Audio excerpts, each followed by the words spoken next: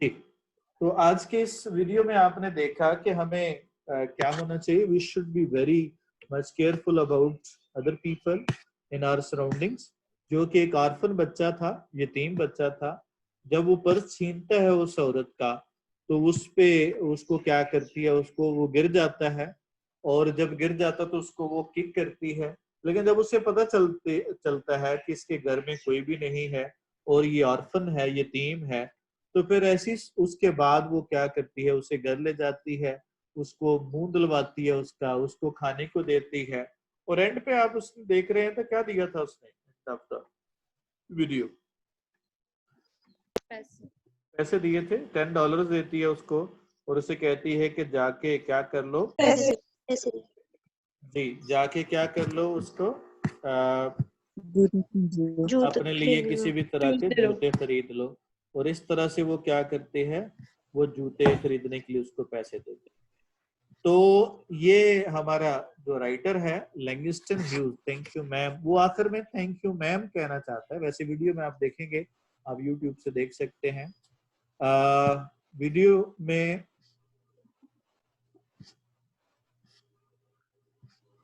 जी, video में आपने देखेंगे वो 2-3 दफा थैंक यू मैम कहता है। और लेकिन वो इस बुक में जो स्टोरी है, शॉर्ट स्टोरी, उसमें वो थैंक यू मैम कहने की कोशिश करता है, लेकिन आउट ऑफ एम्बेरसमेंट, शर्मिंदगी के बायस वो थैंक यू मैम भी नहीं कह सकता उसको। वो कुछ और भी शुक्रिया अदा करना चाहता है, उसे कहना चाहता है, लेकिन वो उस शर्मिंदगी की वजह से नहीं कह सकता। तो इंसान है, इसकी फीलिंग्स हैं, तो इंसान को अगर प्यार से समझाया जाए और फिर हम कह सकते हैं उसके करेक्टर में तब्दीली ला सकते हैं।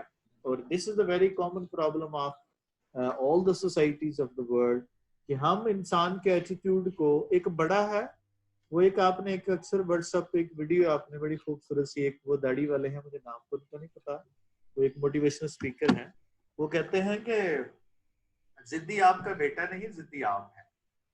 यानी आप अपनी जिद लेके बैठे हुए हैं, बेटा अपनी जिद लेके बैठा हुआ है। तो ये अगर हम चीजों को समझें, उनकी फीलिंग को समझें, जाहिर है एक बच्चा बच्चा होता है, वो बड़ा नहीं हो सकता, एक बड़ा बड़ा रहता है, बच्चा नहीं हो सकता। तो दोनों की फीलिंग में बहुत जमीन आसमान का फर्क है। तो ये समझें, हम इंसानों को, इर्द गिर्द के इंसानों को समझें, तो हम क्या कर सकते हैं उसमें, हम उसमें इंसानी रवैयों में, इंसानी जो है वो तल्लुकात में बेहतरी ला सकते हैं।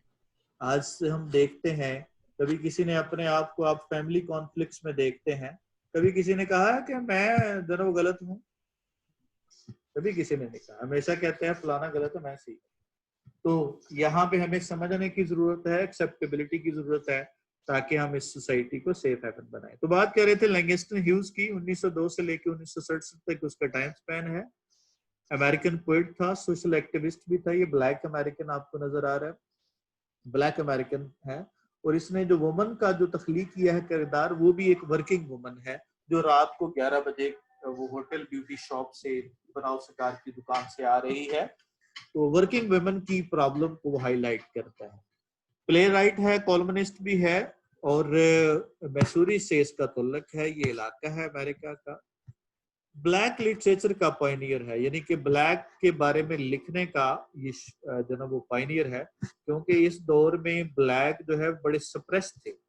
जिस दौर में ये था, उस दौर में ब्लैक पीपल जो है ना बहुत सप्रेस थे। तो इस तरह से इसने ब्लैक मूवमेंट को आगे चलाया, और क्या होगा, अपने जो ना पिक्चर उनकी दी, उनकी एटीट्यूड दिए, उनके एक्सपीरियंस दिए, ब्लैक अमेरिकन की लैंग्वेज को इस्तेमाल किया। तो इस तरह से ये जो ना वो, इसको हार्लम रेनेसेंस कहते हैं, ये लेके आया, यानी कि ब्लैक अमेरिकन की जिंदगी पर इसने बहुत सारा लिखा। तो इस तरह से ये अमेरिका में ये ब्लैक अमेरिकन का जो प्रोजेक्शन है वो इसकी वजह से हुई, ये उसका बानी समझा जाता है। याद रखे हैं, अमेरिका में जो काले हैं वो गुलामों के बच्चे हैं, ये गुलामों के पोते हैं। इस वक्त जैसे बराक ओबामा का दादा वहां पे जो स्लेव आया था, उस दौर में जब अमेरिका न्यू डिस्कवर हुआ, उसमें अमेरिका में वहां पे एग्रीकल्चर के लिए दुनिया से, अफ्रीका से खास तौर पे बहुत सारे लोग लाए गए, वहां पे आबाद किए गए, और फिर गुलामों के बच्चे हुए, फिर उनके बच्चे हुए। उन्होंने अपने हुकूक के लिए जंग लड़ी और ये 50s और 60s में 1960 50-60 की दहाई में ये अपने रूस पर थी। और फिर क्या हुआ, उन्होंने उसके लिए फ्रीडम फाइटिंग की, उन्होंने अपने हुकूक के लिए वो की, उसके लिए लड़े। और उन्होंने मार्टिन लूथर किंग का नाम जो ना आप चैप्टर नंबर 11 में उसकी स्पीच है, मार्टिन लूथर किंग की, वो उसका बानी था और उस जो ना वो मूवमेंट का। और उन्हीं में से एक ये भी है जो शायर, राइटर, कॉलमनिस्ट था जो उसके बारे में लिखता था। लेट्स सी जी, स्टार्ट करते हैं बुक। पेज नंबर है, it is 26. She was a large woman with a large purse. She was a large woman with a large purse. With a large purse किसके meaning में इजाफा कर रही थी बच्चों, बताइएगा।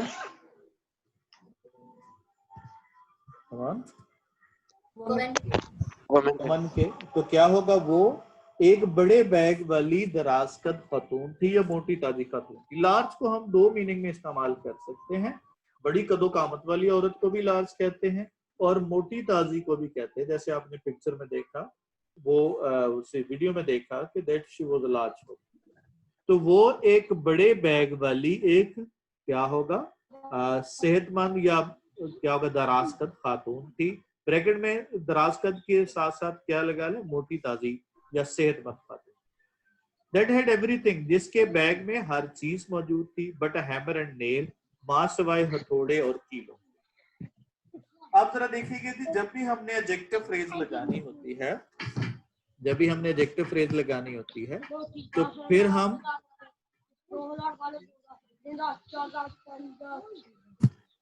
जी, तो जब भी हमने एडजेक्टिव फ्रेज लगानी होती है तो वो नाउन के फौरन बाद लगाते हैं। जैसे यहाँ पे विद लार्ज पर्स किसके मीनिंग में इजाफा कर रहा है, लार्ज वुमन के, और इसका तर्जमा भी हम उस नाउन से पहले करते हैं। तो क्या होगा, वो एक बड़े बैग वाली एक दराज का दिया ब्रैकेट में मोटी ताजी खातून थी, जिसके बैग में दैट हैड एवरीथिंग। अब पर्स के साथ दैट लगा हुआ है, तो इसका मतलब दैट किसके मीनिंग में इजाफा कर रहा है, पर्स के, जिसके बैग में हथौड़े और कीलों के सिवा हर चीज मौजूद। अब यहाँ पे एक चीज देखनी है आपने कि जब आपने दो नाउन को कोऑर्डिनेट करना है, यहाँ पे दो नाउन आपस में मिलाए गए हैं, कौन कौन से, एक हथौड़ा और कील है। अब हथौड़ा जब सिंगुलर है और दूसरा नेल प्लूरल है, तो अगर दो नाउन इस तरह से आ जाए कि एक सिंगल हो और एक प्लूरल हो, तो सिंगल के साथ हमने क्या यूज करना है, सिंगल के साथ हम क्या यूज करेंगे, वो हम इस्तेमाल करेंगे सिंगल के साथ ए या एन लगाएंगे अगर वो काउंटेबल होगा। अगर वो काउंटेबल होगा तो ए एन लगाएंगे, ऐसे नहीं लिख सकते आप। जैसे मैं एक एग्जांपल बल्कि देता हूँ पहले, जैसे देखिएगा, पहली बात तो ये समझें कि अबाउट हम आगे आ रहा है, जरा बाद में देखते हैं, बल्कि इकट्ठा पढ़। It was about 11 o'clock at night. Sorry, it had a long strap. इसकी एक लंबी सी पट्टी थी या डोरी थी। स्ट्रैप कहते हैं जो पट्टी लटकाते हैं कंधे पे।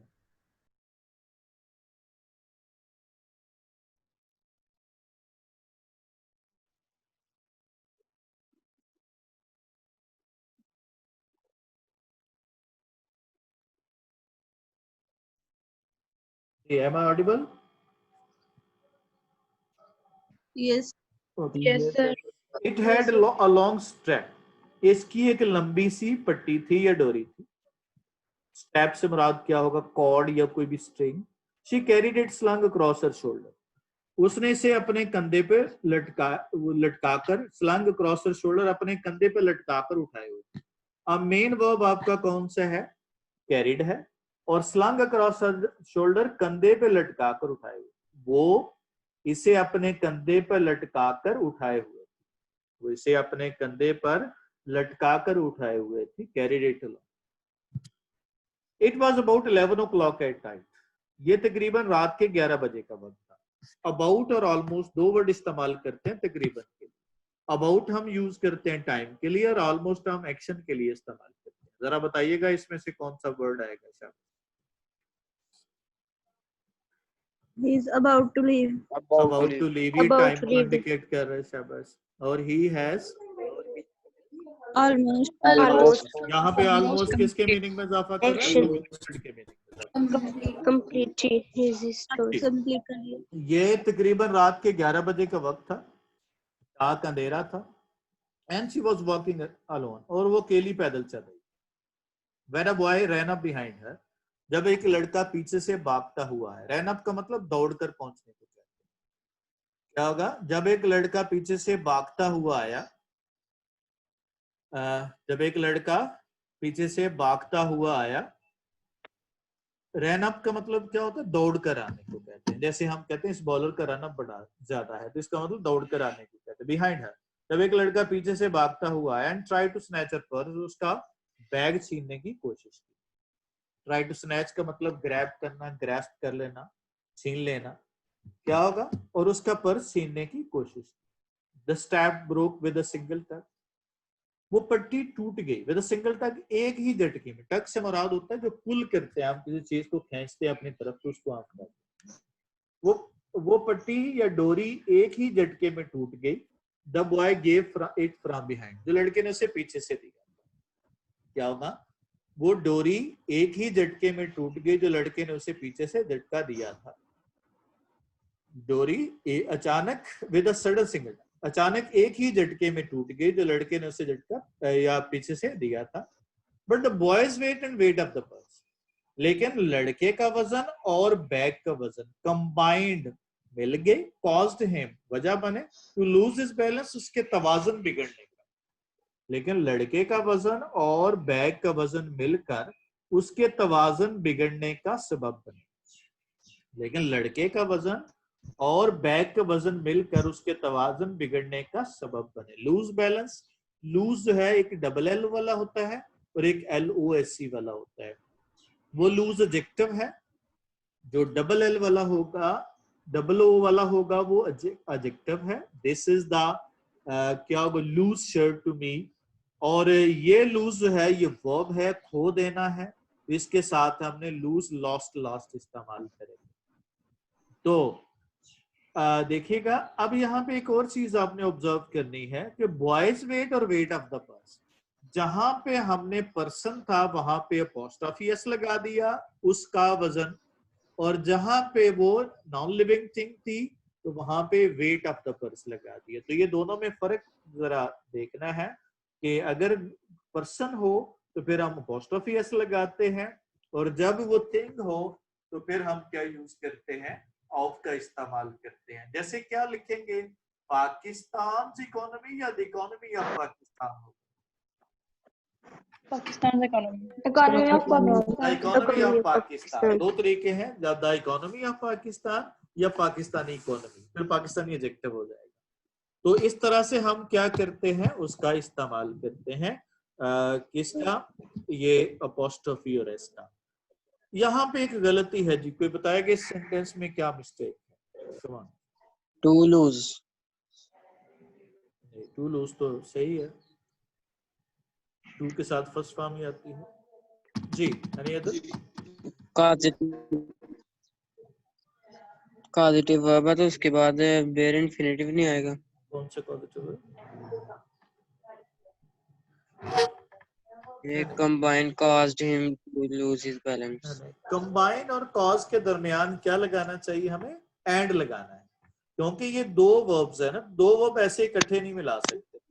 क्या होगा? Purse combined and caused him. तो ये जब दो वर्ब हम अटैच कर दें तो उसके साथ हम क्या यूज करते हैं? हम उसके दरमियान क्या यूज करेंगे? हम एंड का इस्तेमाल करेंगे। तो ऐसे हम इसको ज्वाइन नहीं कर सकते। Instead of taking full blast, बजाय तेज भागने की। टेक ऑफ का मतलब होता है भाग जाना जी। बजाय तेज भागने के, एज ही हैड होप, जैसा कि उसने उम्मीद की। बजाय तेज भागने के, जैसा कि उसने उम्मीद की थी। टेक ऑफ क्या मतलब? तेजी से भागना भी होता है, और टेक ऑफ का मतलब जहाज का उड़ना भी होता है। जैसे the aeroplane is ready to take off, तो इसके लिए भी हम इस्तेमाल करते हैं टेक ऑफ का। बजाय तेज भागने के, जैसा कि उसने उम्मीद की थी। The boy fell on his back, लड़का अपनी पुश्त के बल गिर पड़ा। On the side walk, footpath. Side walk का मतलब फुटपाथ होता है। क्या होगा? बजाय तेज भागने के जैसा कि उसने उम्मीद की थी, लड़का फुटपाथ पे अपनी पुश्त के बल गिर पड़ा and his legs flu up, और उसकी टांगे ऊपर उठ गई, और उसकी टांगे ऊपर उठ गई। Flu up, fly, flu, phloem, second form में फ्लू अप, और उसकी टांगे ऊपर उठ गई। The large woman simply turned around, वो दराज कद खातून महज मुड़ी।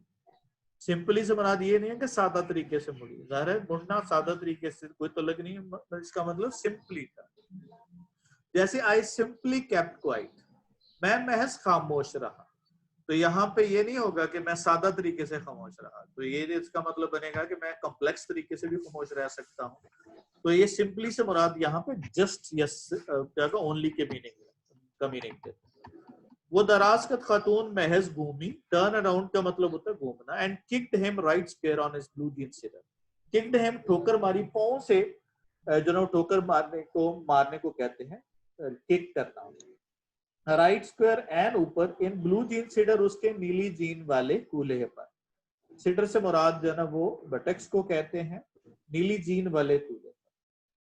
जी, दराज कद खातून महज घूमी, और अब लास्ट पे चले जाए उस क्लॉज के, उसके नीली जीन वाले कूल्हे के एन ऊपर क्या होगा, ठोकर रसीद की, और या लात रसीद की। ये दो इस्तेमाल होते हैं, लात रसीद की या ठोकर मारी। और एक होता है लात मारी, लात मारी नहीं होगा, ये गलत होगा। लात मारना उर्दू में मतलब होता है किसी चीज को रिजेक्ट कर देना होता है। जैसे मैं आपकी दौलत पे लात मारता हूँ, तो ये मुराद जो है ना यहाँ पे रिजेक्ट करने के मीनिंग पे आता है। ये लात मारना नहीं लिखना, ये लत मारना जो है पंजाबी में हो सकता है, लेकिन उर्दू में लात रसीद करना होता है, या फिर जो है ना उसके लिए हम इस्तेमाल करते हैं ठोकर मारना। देन शी रीच डाउन, फिर वो नीचे झुकी। रीच डाउन का मतलब क्या होगा, बेंड डाउन। फिर वो नीचे झुकी। Picked up the boy by his shirt front, लड़के को उसके गिरेबान से पकड़कर उठाया। एक्सक्यूज मी सर, मैं रिपीट कर रहा हूँ, इसलिए लाइन दोबारा रिपीट। जी बेटा।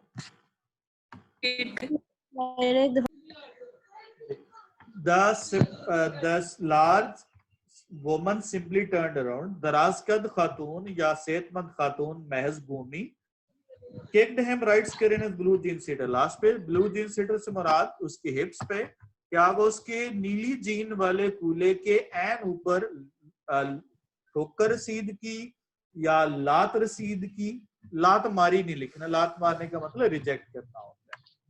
दराज कद खातून महज घूमी, और उसके नीले जीन वाले कूले के एन ऊपर ठोकर रसीद की। देन शी रीच डाउन, फिर वो नीचे झुकी। रीच डाउन का मतलब bent down. Picked up the boy by his shirt front, उसका गिरेबान से पकड़ा या पकड़ कर उठाया। पिकअप का मतलब होता है नीचे पड़ी हुई चीज को उठाने को कहता है। बाय शर्ट फ्रंट, उसके गिरेबान से, उसके गिरेबान से पकड़कर ऊपर उठाया। फिर वो नीचे झुकी, उसके गिरेबान से पकड़कर ऊपर उठाया। एंड शुक हिम, और उसको तब तक झटके दिए अंटिल हिज टीथ रैटल, जब तक उसका दांत ना बजने लगे। और उसको तब तक झटके दिए जब तक कि, या उसको तब तक झंझोड़ती रही। यहाँ पे झटके देना या झंझोड़ना, शुक से मुराद क्या है, झंझोड़ना। और उसे तब तक झंझोड़ा जब तक उसके दांत ना बजने लगे। आपने बच्चे सर्दियों में आपने देखा होगा कि जब सर्दी बहुत ज्यादा शिवरिंग हो रही हो तो उसके वक्त दांत आपस में बज रहे हैं, उसको हम रैटलिंग की साउंड कहते हैं। चलें जी जरा ग्रामर पे आ जाएं। राउंड और अराउंड जो है, अराउंड प्रेपोजिशन भी होता है, एडवर्ब भी होता है, और ये अमूमी तौर पे अमेरिकन इंग्लिश में लिखा जाता है। स्पीकिंग में राउंड इस्तेमाल करते हैं, और रिटन में वो अराउंड इस्तेमाल, राउंड स्पीकिंग में और राउंड जो है वो लिखने में इस्तेमाल करते हैं। राउंड एडजेक्टिव भी होता है, जैसे कोई चीज राउंड है, और एडवर्ब भी होता है। जब कोई चीज सर्कल हिरे, किसी चीज में चक्कर लगाना हो, किसी चीज के गिर्द घूमना हो, तो फिर हम क्या यूज करते हैं, इसका इस्तेमाल करते हैं। या इधर उधर घूमने के लिए भी राउंड का वर्ड इस्तेमाल करते हैं। ये मुख्तलिफ है, जैसे माई बाइक में भी राउंड होगा या अराउंड होगा, अराउंड होगा, शाबाश। तो यहाँ पे आपने क्या लगाना है, क्योंकि यहाँ पे इधर उधर या करीब के मीनिंग में हम नियरनेस या एज ए प्रेपोजिशन इस्तेमाल कर रहे हैं जी। अब the moon is moving around या राउंड, जी शाबाश। क्या होगा? राउंड होगा, क्योंकि यहाँ पे मूविंग जो है इर्द गिर्द चक्कर लगा रहा है, तो फिर हम राउंड का वर्ड इस्तेमाल करना है। Around. क्या होगा? मूविंग अराउंड होगा, इर्द जो ना वो जो प्रेपोजिशन के तौर पे इस्तेमाल करना। जहाँ पे अभी मैंने आपको बताया था सब्जेक्ट वर्ब में, सब्जेक्ट फ्रेज में एक कीवर्ड होता है जिसके हिसाब से हम वर्ब को लगाते हैं, जरा आपने देखना है। जी बताइएगा जी कौन सा ऑप्शन होगा? That is a very important and critical point. ये सेगमेंट है that will also used in many other exams. Analysis, reveals होगा, क्योंकि सब्जेक्ट आपका क्या है? सब्जेक्ट आपका कौन सा? एनालिसिस। एनालिसिस, तो रिवील्स होगा। शाबाश।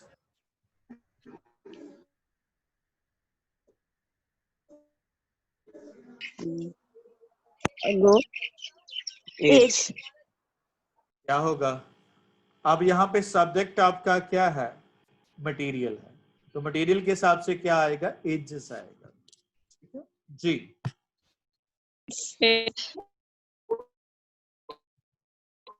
हाँ, The materials.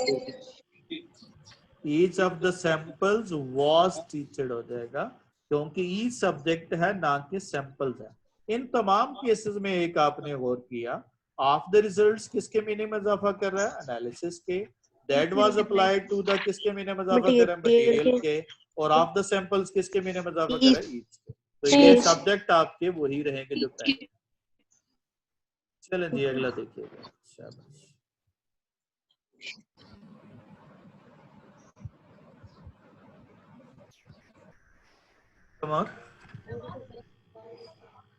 सब्जेक्ट आपका कौन सा है? स्टडी है या पार्टिसिपेंट? Receive. रिसीव होगा, participant. Come on next. Receive. Percentage है तो क्या होगा? इंक्रीजेस हो जाएगा। अब एक चीज गौर करनी है कि आपकी जो जितने भी एडजेक्टिव फ्रेजेस हैं या एडजेक्टिव क्लॉजेस हैं वो नाउन के बाद लग रही हैं, लेकिन वर्ब हम उसी के हिसाब से लगा रहे हैं। किसके हिसाब से? जो मेन वर्ड है उस पूरी जी। Come on.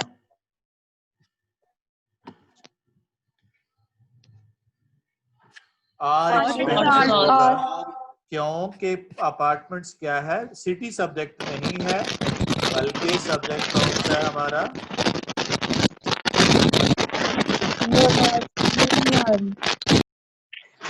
सब्जेक्ट कौन सा है हमारा? हमारा अपार्टमेंट्स है, तो क्या होगा? वो आर होगा जी। अब convoy of trucks Is roaring. Is roaring, क्योंकि कॉन्वॉय क्या है? आपका सब्जेक्ट है। Is used. The list of name, subject आपका क्या है? लिस्ट है जी। Was asked. was asked.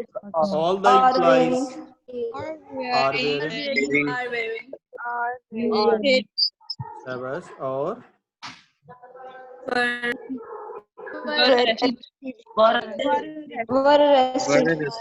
Ji were arrested हो गया। अब जरा देखिए, जो आपको नाउन का कोऑर्डिनेशन बताई थी मैंने, किस तरह से हम यूज करते हैं। He picked up book and 2 notebooks. A book हो गया। जब दो एक नाउन प्लूरल है तो प्लूरल आ गया, जो सिंगल होगा उसके साथ आ लगा रहे हैं। शाबाश।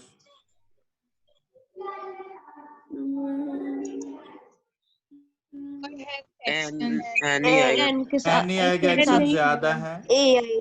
और ब्रेवरी के साथ आ नहीं लगाएंगे, क्या होगा? क्योंकि ये अनकाउंटेबल नहीं। ब्रेवरी के साथ अनकाउंटेबल नाउन है, अनकाउंटेबल नाउन के साथ हम ए एन नहीं लगाते। और एक्शन के साथ हम क्या यूज करते हैं? ये प्लूरल में है तो एन नहीं लगेगा। ठीक है जी। उसके बाद कौन? पर्सन, कौन? नहीं आएगा, साथ आ नहीं आएगा। शाबाश। Next.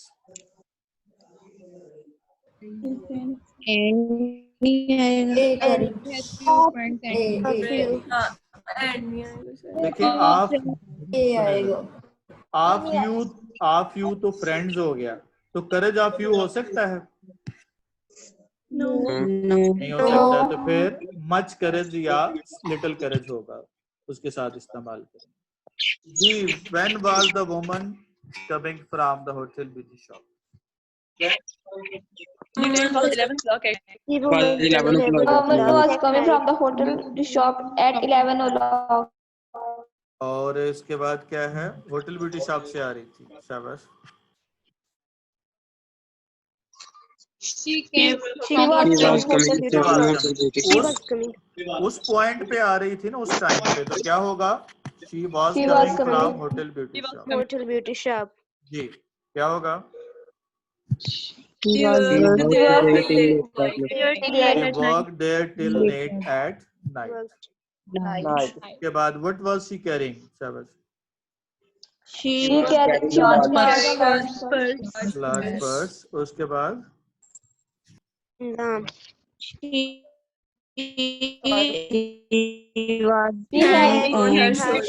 was hanging it on her shoulder, ठीक है, और it was heavy with things। ये चीजों से क्या होता, भरा हुआ था। Meeting is about to end. आज के लिए इतना ही। If you have any question you can ask. चलो जी, अल्लाह हाफिज।